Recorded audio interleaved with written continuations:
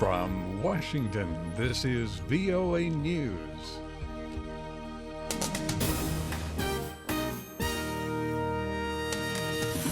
I'm David Forrest reporting a plan to spread migrants among EU nations. European Commission Chief Jean-Claude Juncker is calling for an expanded country-by-country migrant quota plan.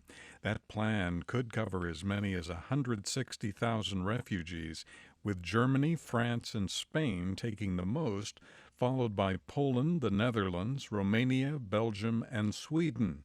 Juncker is about to unveil details of his proposal Wednesday at the European Parliament.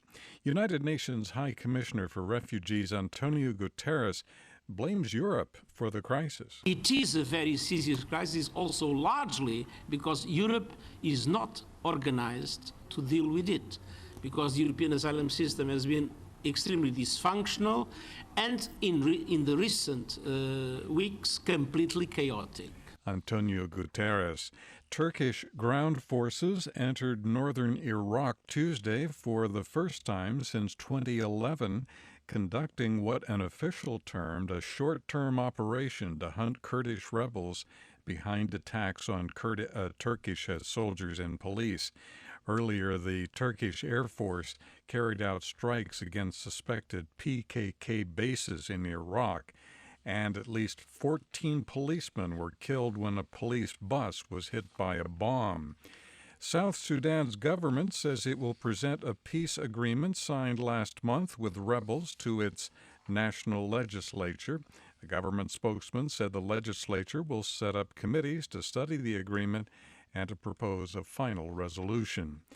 Democrats in the U.S. Senate have gathered enough votes to block a resolution opposing the Iran nuclear agreement. This means President Barack Obama will not have to veto such a measure, a significant political victory for him. The United States and 5 other leading nations reached the agreement with Iran in July. This is VOA News.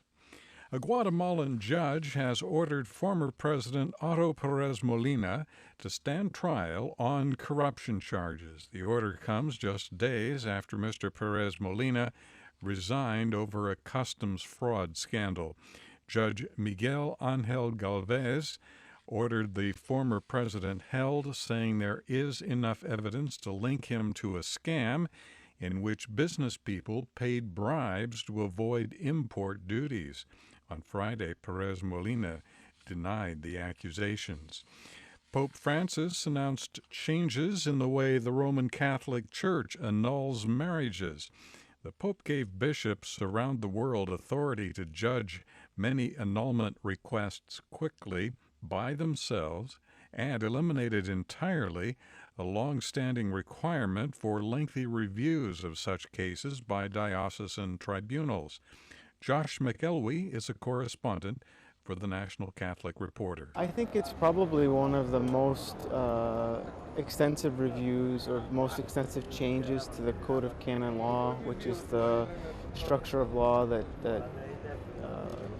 governs the global church in centuries. An advisor to the Pope said most of the cases could be resolved within 45 days. Jailed Kentucky County Clerk Kim Davis was ordered released from jail after being detained for contempt of court because of her refusal to issue marriage licenses to same-sex couples. She spoke afterward at a religious rally. I just want to give God the glory. His people have rallied, and you are a strong people. A federal judge ruled that Davis could be released because 5 of her 6 deputy clerks stated under oath they would comply with the court's order.